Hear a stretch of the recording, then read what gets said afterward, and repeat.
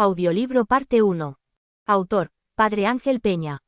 Luz Amparo Cuevas y las apariciones de la Santísima Virgen María en el Escorial, Prado Nuevo. La historia de las apariciones de la Virgen en el Escorial es una historia unida a la persona de Luz Amparo Cuevas Arteseros, 1931-2012, una mujer sencilla, sin cultura, pero escogida por Dios desde toda la eternidad para dar testimonio de su poder. Desde niña sufrió mucho. Su madre murió cuando ella muy niña, pero Dios velaba por ella en todo momento, y la ayudaba por medio de María y de su ángel custodio el arcángel San Gabriel. Amaba mucho a la Virgen María y acudía a ella en sus momentos de dolor para encontrar alivio y consuelo en sus penas.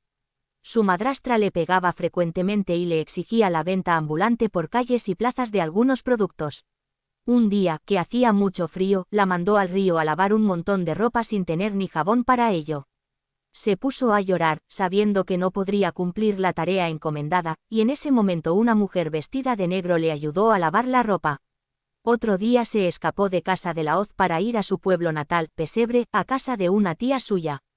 Se cayó en el camino en medio de la nieve y allí se quedó sin poder moverse y en peligro inminente de morir congelada, pero unos arrieros la encontraron y la pudieron llevar al lugar seguro y hacerla recuperar.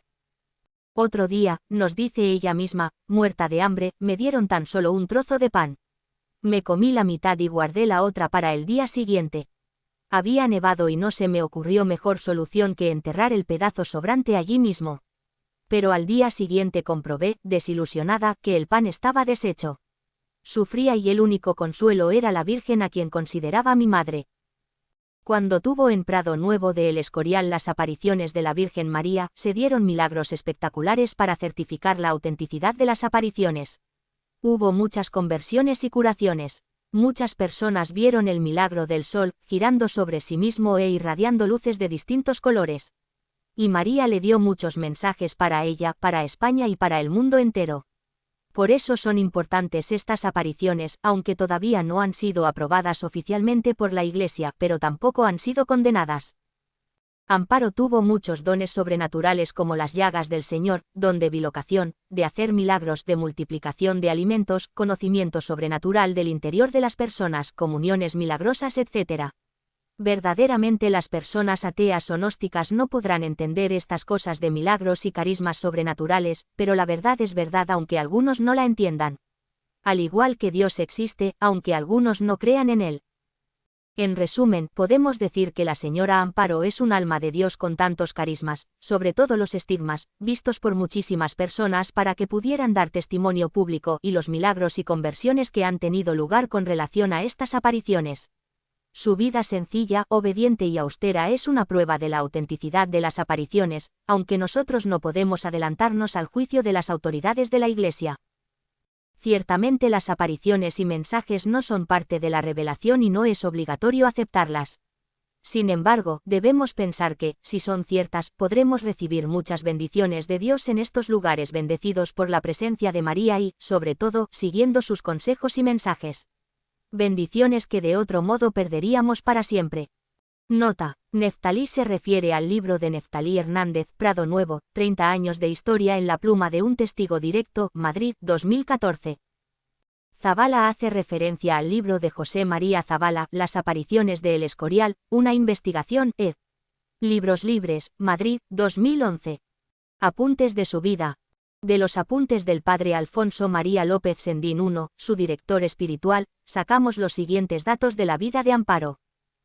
El día 13 de marzo de 1931 nace en una aldea llamada Pesebre, provincia de Albacete, Luz Amparo Cuevas Arteseros.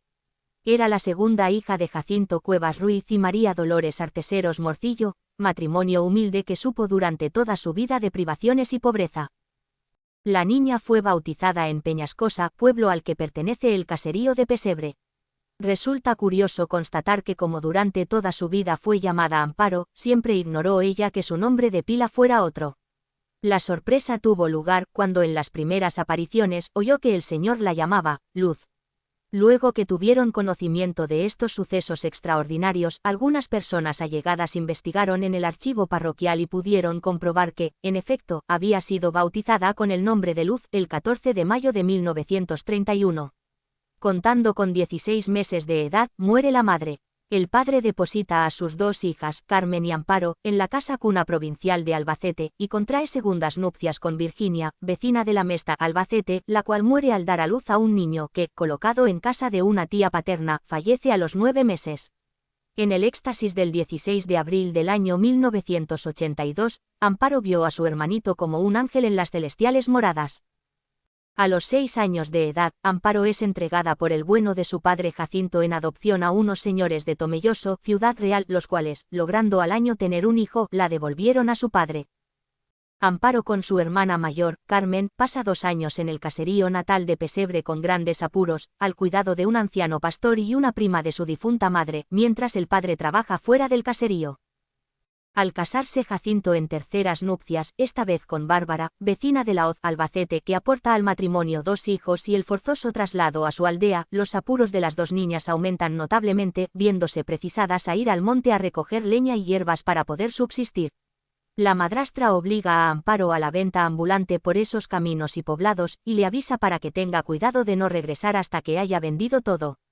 Y por esto, en ocasiones, tiene que dormir o descansar a la intemperie de la tempestad, del verano o de la helada, bajo algún árbol. De vez en cuando, una u otra de las 2 hermanas escapan de la Hoz a Pesebre, a casa de la tía materna Josefina, donde encuentran refugio. Las dificultades para una pacífica convivencia motivan que el padre marche con Amparo a Arguisuelas, Cuenca, donde logra colocarse de guarda y listero en unas obras. La mayor, Carmen, entra de sirvienta en el Cortijo, La Forana, en el que disminuyen algo sus penalidades. Amparo, sobre todo de noche, llora su soledad. Una y otra vez se acuerda de su madre, de aquella que tuvo en la tierra y no conoció, pero a la que sabe en el cielo, y le ruega a la Virgen, a quien tanto ama, que por bondad la lleve con ella. Madrecita del cielo, yo quisiera ver ya a mi madre de la tierra. Llévame a donde esté. Jacinto termina aquel trabajo. Reunidos de nuevo Bárbara y Jacinto, los 2 con la jovencita Amparo, marchan a una finca rústica de Albacete, en la que las estrecheces son tales que Amparo tiene que dormir en una alacena con un hermanito que ha nacido y donde ni puede estirar las piernas.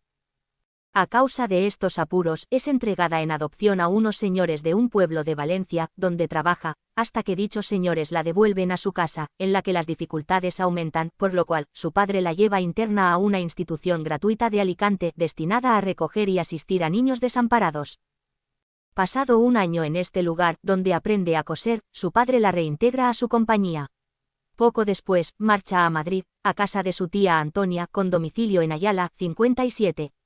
Trabaja como empleada doméstica hasta que contrae matrimonio con el joven Nicasio Barderas, el 28 de febrero de 1957, en la parroquia de San Lorenzo de El Escorial, población en la que se instala el joven matrimonio. Amparo cuenta a la sazón 25 años de edad. Curtida en los trabajos y sufrimientos de todo orden, encara con esforzado ánimo la nueva situación. Sin desatender sus deberes de esposa, de madre de los hijos que van llegando, hasta 7, y de ama de casa, presta también sus servicios a doña Matilde Ruiz de Toro y realiza otros circunstanciales trabajos. Nació el primer hijo, Gabriel Ángel, y Amparo comienza a sentir un soplo en el corazón. Esta indisposición se le agrava hasta el punto de obligarla a guardar cama. Pero en su propia casa se levanta como puede y se pone a lavar la ropa de propios y extraños. También su esposo Nicasio cae gravemente enfermo, viéndose igualmente obligado a guardar cama en casa. Como es natural, en esta situación la economía doméstica se halla en plena bancarrota. En más de una ocasión reciben eficaz ayuda de almas caritativas, los cursillos de cristiandad le pagan la casa varios meses, el párroco, de Antonio, le costea la leche y el pan, las vecinas, Marcelina y Antonia, la socorren de diversas maneras, otro tanto hacen doña Matilde y don David, etc. Algo mejora Nicasio, pero recae pasados algunos años, teniendo que ser internado en el sanatorio de El Escorial. Dado de alta, al hallarse débil para el trabajo, no lo encuentra por parte alguna. Se ocupa en labrar un trozo de tierra, cerca de la finca llamada Prado Nuevo, que el ayuntamiento les cede en usufructo por su situación de familia necesitada. Allí cosecha algunas hortalizas.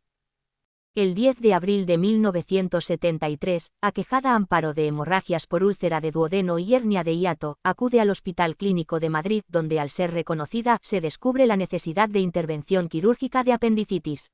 Recién operada, en la noche ve a un médico a su lado, vestido de bata blanca, con barba y melena, tez morena, ojos verdes, de pie a la cabecera de la cama, no le dice nada.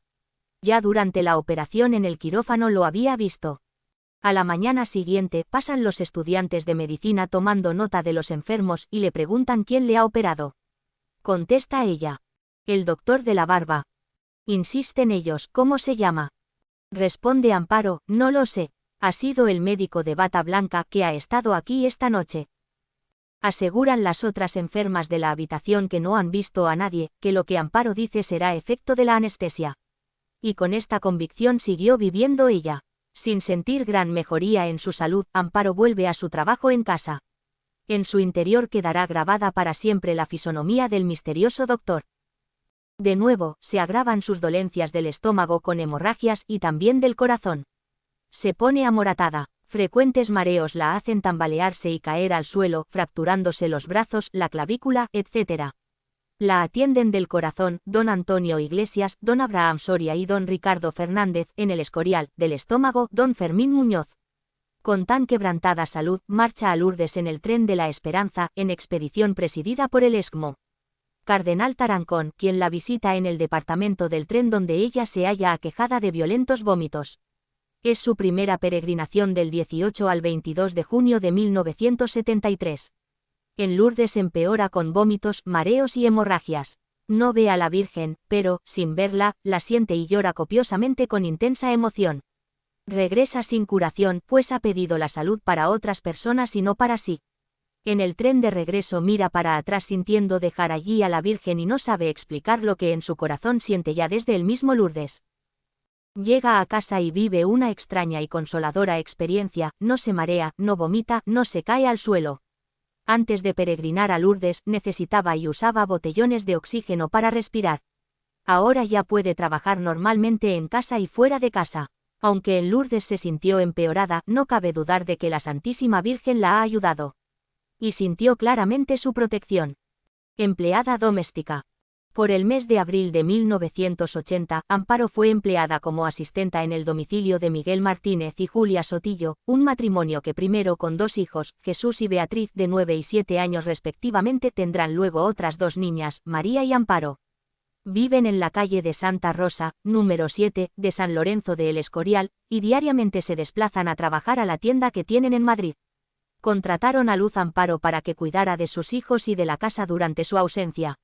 Según dice Miguel Martínez, fue el ver en Amparo una mujer sencilla, bonachona y sobre todo muy cariñosa con los niños, lo que les movió a pedirle que trabajara en su casa.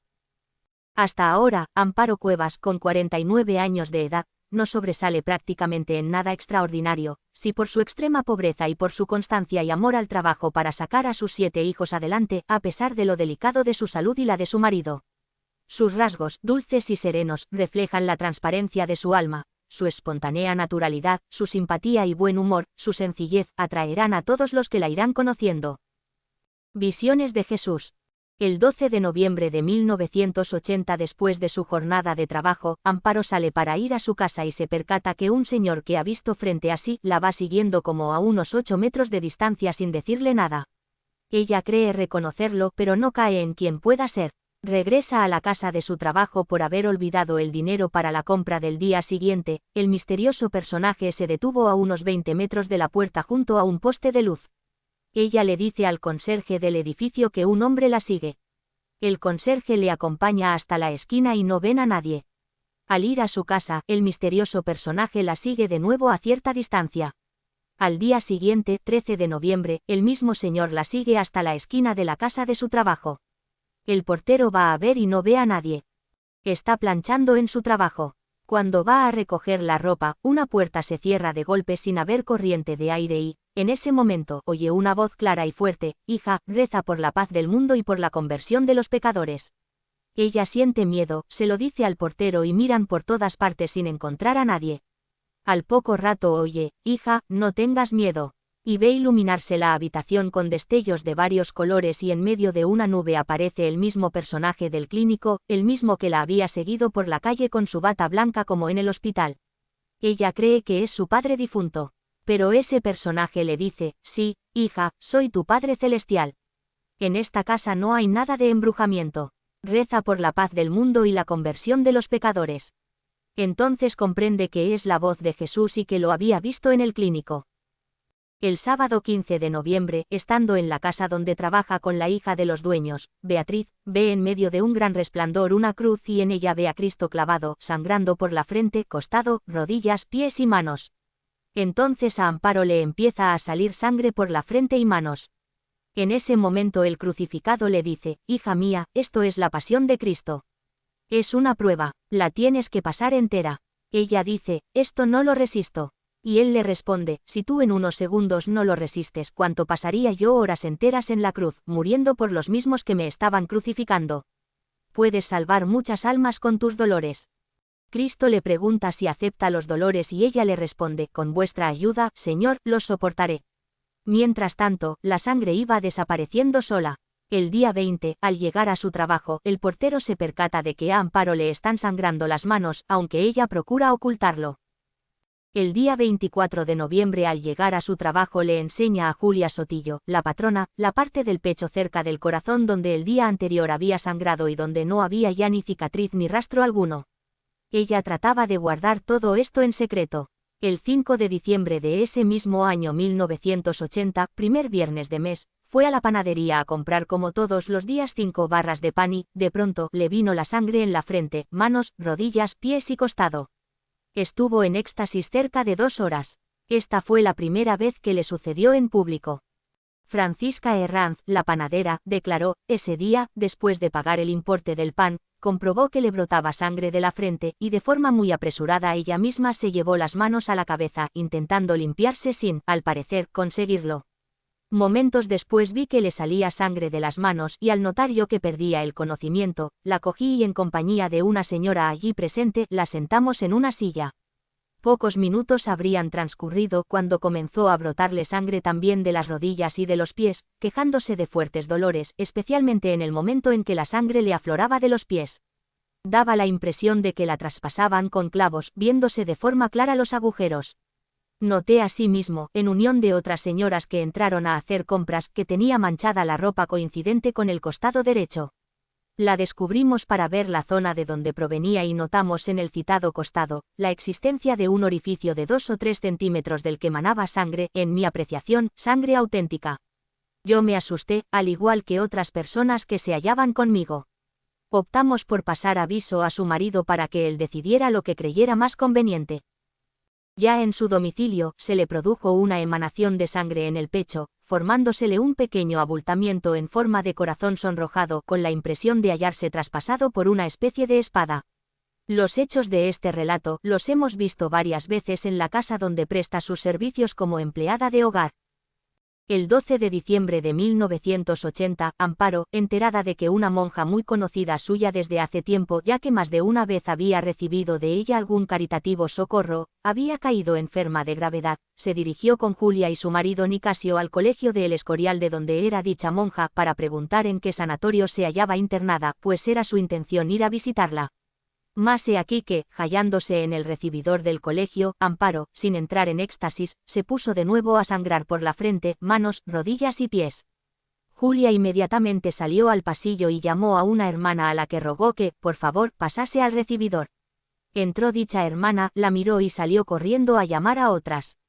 Acudieron inmediatamente 2 y la directora. Suponiendo, en un primer momento, que todo era superchería, comenzaron a registrarla en busca del instrumento cortante con el que suponían se hacía sangrar y que se lo imaginaban escondido en algún bolsillo. Pero solo le hallaron una pinza de la ropa, un pañuelo y un tubito de carmín, llegando a la conclusión de que se habría llagado con alguna cosa de aquellas. Mas he aquí que, extrañadísimas, comprueban por sus propios ojos que en un instante, le desaparece todo, recuperando al mismo tiempo su plena normalidad. Las visitantes sin más piden las señas de la enferma, que era a lo que realmente habían ido, las hermanas se las dan y, como si no hubiera pasado nada, se volvieron tranquilamente para casa. El 19 de abril de 1981 refiere Leonardo Barderas, cuñado de Amparo: mi hermano Nicasio y Amparo vinieron a mi casa y se quedaron a comer. Después de la comida estuvimos charlando como es natural en esas ocasiones. En un momento de la conversación, yo le dije a mi cuñada que no me creía lo que le pasaba. Ella entonces se puso la mano en la frente y empezó a echar sangre por ella, por el costado, por las rodillas y por las palmas de las manos. La cogimos y la metimos en mi cama, estuvo 1 hora y 35 minutos en ese estado. Después volvió a su estado normal. Tras el éxtasis, mi cuñada recuerda perfectamente todo lo que ha pasado y dice que estuvo hablando con Jesucristo. Tengo un pañuelo con el que la limpiamos que está lleno de manchas de sangre. Mi mujer lo ha lavado varias veces, incluso con lejía pura. Se quema la tela, pero la sangre no desaparece. Testimonio de Miguel Martínez. El dueño de la casa donde trabajaba Amparo refiere, el 23 de noviembre de 1980 ella llega por la mañana, como tenía por costumbre, a visitarnos simplemente porque no era un día de trabajo y entonces la vemos que tiene un aspecto, yo no diría de enferma, pero sí como encogida, como tapándose, encubriendo algo. Entonces mi mujer le pregunta que qué le sucede. Contesta que nada, y le dice, ¿quieres que vayamos al médico?, pensando que está enferma. Entonces ella responde que no. Trata de marcharse y al ir a dar un beso a los niños para despedirse, la niña nos llama corriendo. Acudimos y observamos que tiene en relieve un corazón, totalmente en relieve, como si un hierro se hubiera puesto al fuego sobre el pecho y a ese corazón le atraviesa una flecha de lado a lado.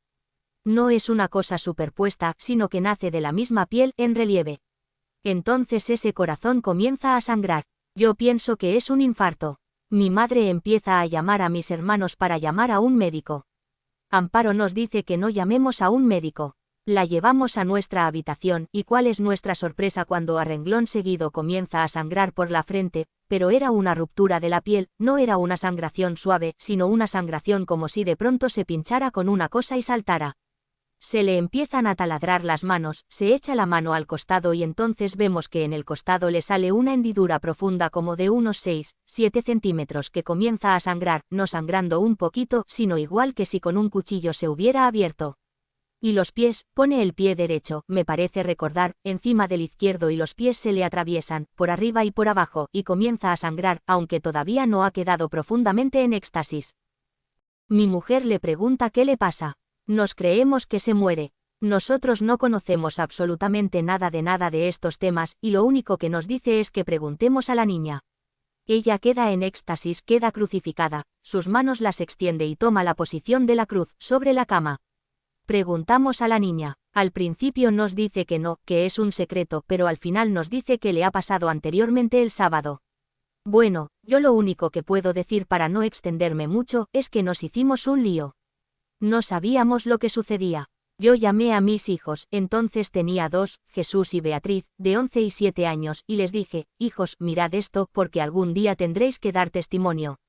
Porque yo enseguida lo asocié con algo sobrenatural, eso sí es cierto, porque miré el crucifijo y por mi cabeza pasó toda la vida que había llevado, que había estado bastante alejado de la iglesia. Sí, creía en Dios a mi manera y automáticamente empezó a pasar por mi mente todo lo que yo había hecho mal en la vida. Eso fue el principio. Puedo asegurar por mí y por otros cientos de personas, hablo por lo que se ha presenciado en mi casa, que yo he visto con mis propios ojos, y lo que me sucedió a mí, que al ver la estigmatización caíamos de rodillas y lo único que hacíamos era que las lágrimas saltaban de nuestros ojos y automáticamente íbamos a buscar un confesor.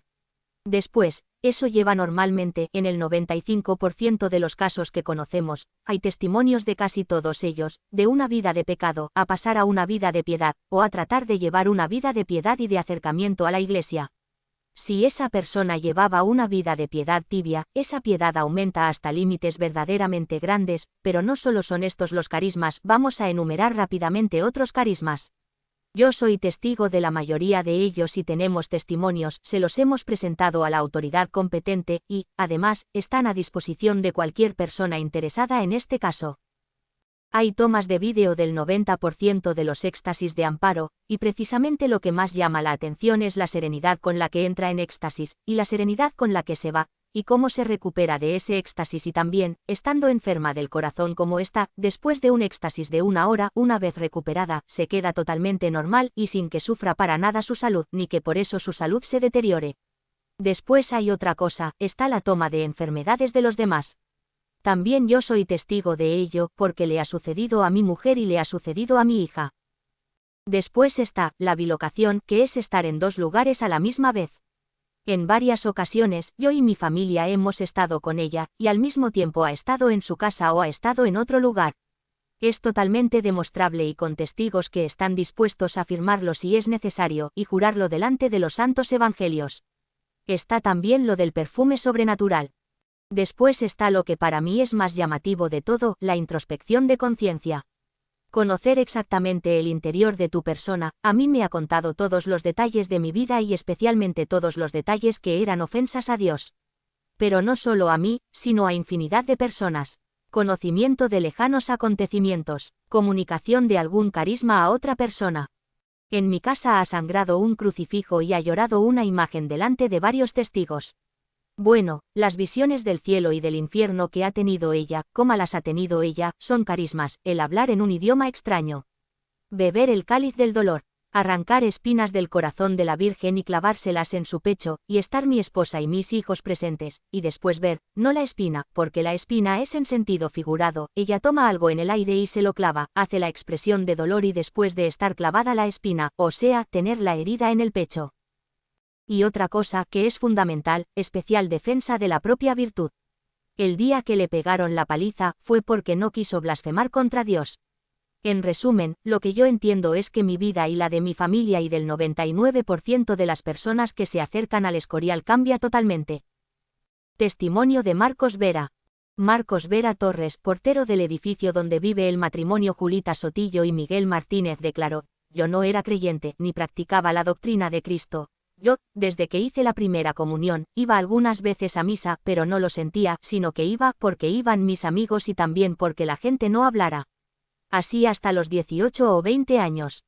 A primeros de noviembre de 1980, Amparo me decía que había visto a Jesús y que le había dicho que pasaría la pasión de Jesús entera.